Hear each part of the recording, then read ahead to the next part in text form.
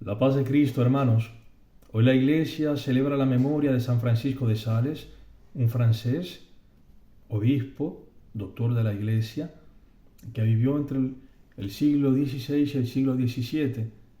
Este hombre, lleno de celo por el anuncio del Evangelio, pero un hombre que también ha experimentado en su carne su debilidad. Un hombre que era iracundo, fácilmente se enojaba.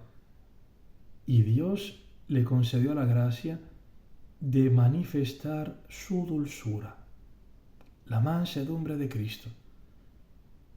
Un vaso de barro que lleva consigo el tesoro grandísimo del amor de Cristo.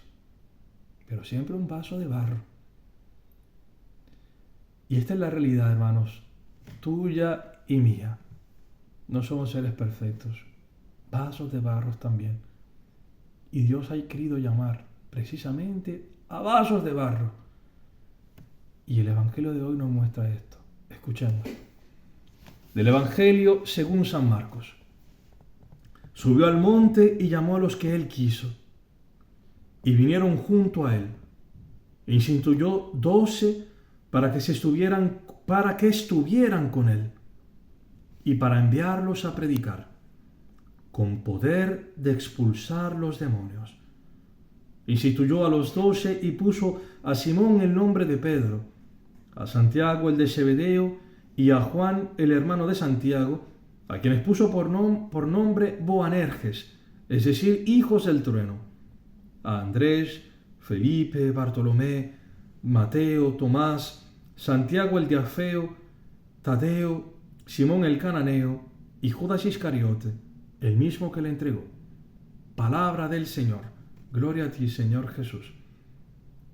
El Señor Jesús nos ha llamado a todos nosotros, como ha llamado también a los apóstoles. No ha llamado solamente a los curas, a las monjas, no.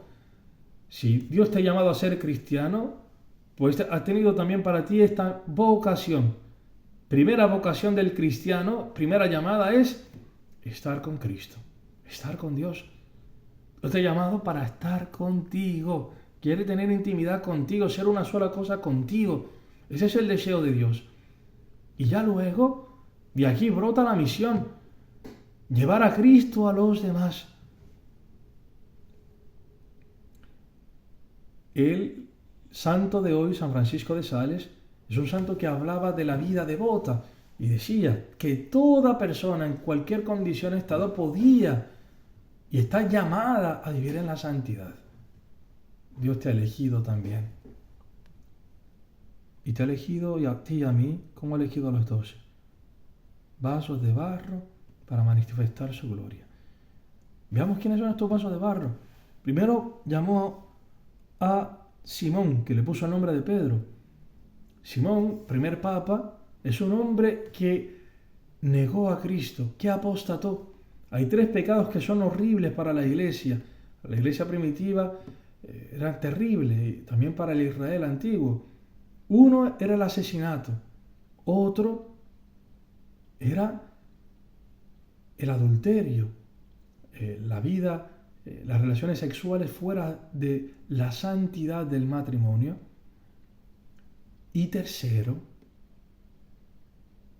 la apostasía, el negar a Dios. Y en el momento de la cruz, Pedro hizo esto. 3 veces negó al Maestro. No lo conozco, para salvar su pellejo. Y seguimos. ¿Quién más llamó? Llamó también a los hijos de Zebedeo, a Santiago y a Juan, que llamó Boanerges, es decir, hijos del trueno. ¿Por qué? Porque no eran mansos. Eran gente iracunda. Recordemos cuando Cristo pasa por Samaria para ir a Jerusalén a entregar su vida en la cruz. ¿Y qué pasa? Que los samaritanos lo rechazan. ¿Y qué dicen estos hermanos? Señor, decimos que baje del cielo fuego y los devore a todos. Imagínense cuánta violencia. Pero si precisamente Cristo está yendo a Jerusalén para ser este cordero inmolado que quita el pecado del mundo, el pecado de estos samaritanos también, que lo están rechazando. ¿Y cómo responden estos hombres? Con la violencia. Como muchas veces también nosotros respondemos a los que nos rechazan, a los que ya nos hablan mal o hacen alguna acción contra nosotros, devolverlo. Así eran estos hombres, débiles, frágiles, pecadores. Y continuamos. ¿Quién llamó también? Llamado también a Mateo. Mateo, un publicano. Un publicano era un traidor del pueblo, un corrupto. ¿Cuántas veces nos ha pasado quejarnos de los políticos corruptos? No digo que todos los políticos sean corruptos, ni que la política sea mala, pero ¿cuántas veces nos ha pasado esto?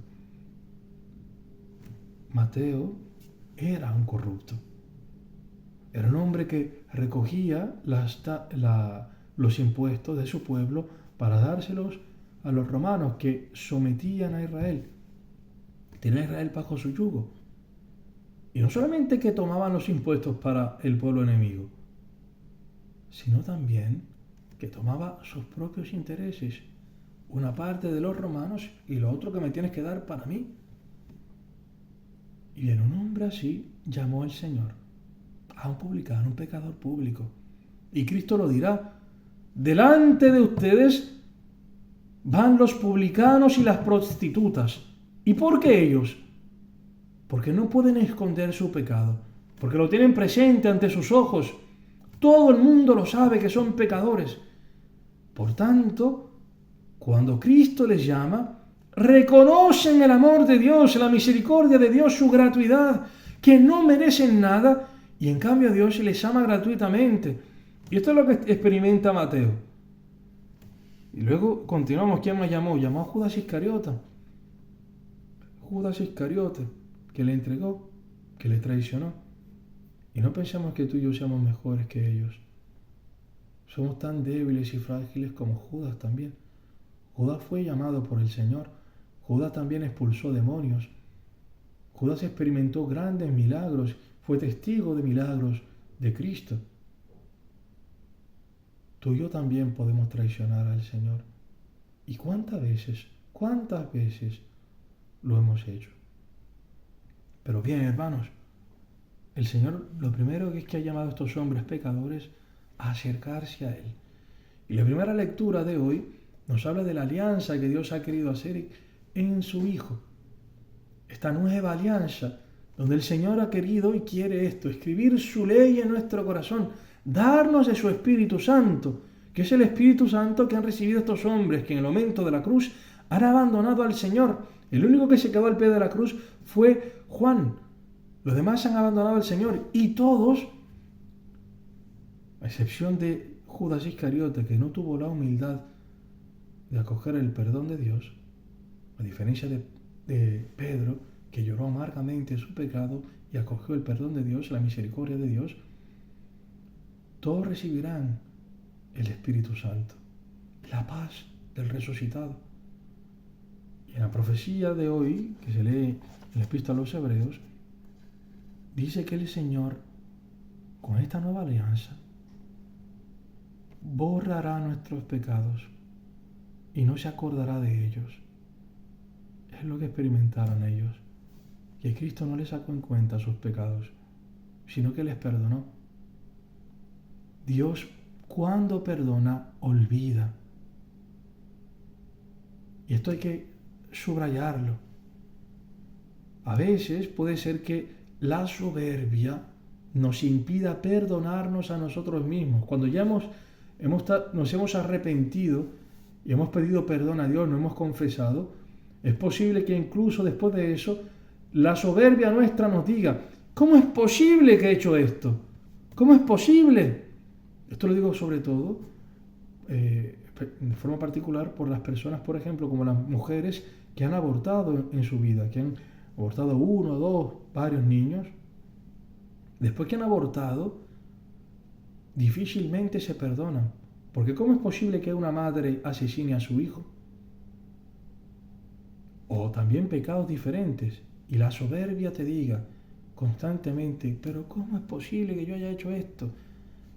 Hermano, hermana, si tú te has arrepentido y te has confesado y el Señor ha declarado su perdón sobre ti, si Cristo te dice: yo me he olvidado, tu pecado no existe, ¿cómo puedes todavía ahora? ¿Quién eres tú para decir que tu pecado todavía existe? ¿Quién eres? Si Él, que es Dios, perdona y olvida, tú, tranquilo, reposa en el amor de Dios.